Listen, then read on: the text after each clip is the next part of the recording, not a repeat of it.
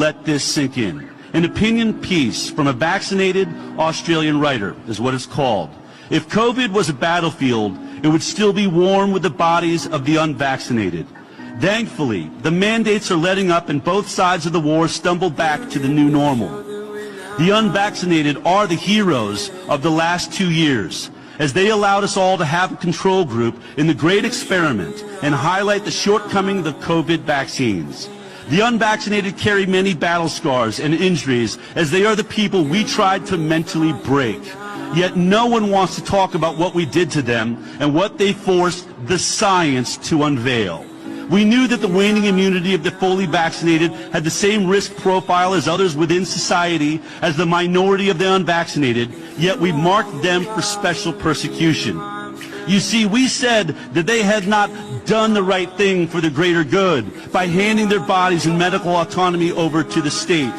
Many of the so-called health experts and political leaders in Australia admitted the goal was to make life almost unlivable for the unvaccinated, which was multiplied many times by the collective mob, with the fight taken into workplaces, friendships, and family gatherings. Today, the hard truth is none of it was justified, as we took a quick slide from righteousness to absolute cruelty. We might lay the blame on our leaders and health experts for the push, but each individual within society must be held accountable for stepping into the well-laid-out trap.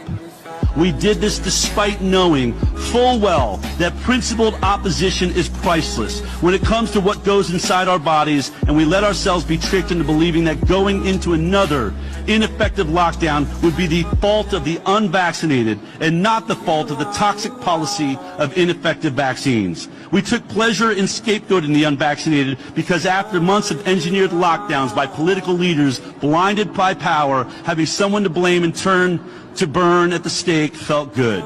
We believed we had logic, love, and truth on our side, so it was easy to wish death upon the unvaccinated. Those of us who ridiculed and mocked the non-compliant did it because we were embarrassed by their courage and principles and didn't think the unvaccinated would make it through unbroken. And we turned the holdouts into punching bags. Lambie, Carr, Chant, Andrews, McGowan, Gunner, and the other cast of hundreds in prominent roles, and we here in America, we could add Fauci and the rest of them, and Biden in prominent roles need to be held to account for vilifying the unvaccinated in public and fueling angry social media mobs. The mobs, the masked Nazis, and the vaccine disciples have been embarrassed by betting against the unvaccinated because mandates only had the power we gave them. It was not compliance that ended domination by big pharma companies, Bill Gates and his many organizations, and the World Economic Forum. It was thanks to the people we tried to embarrass, ridicule, mock, and tear down.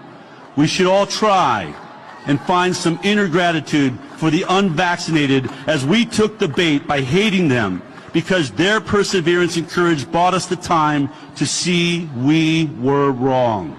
So if mandates ever return for COVID or any other disease or virus, hopefully more of us will be awake and see the rising authoritarianism that has no concern for our well-being and is more about power and control. The war of the unvaccinated was lost, on the unvaccinated was lost, and we should all be very thankful for that.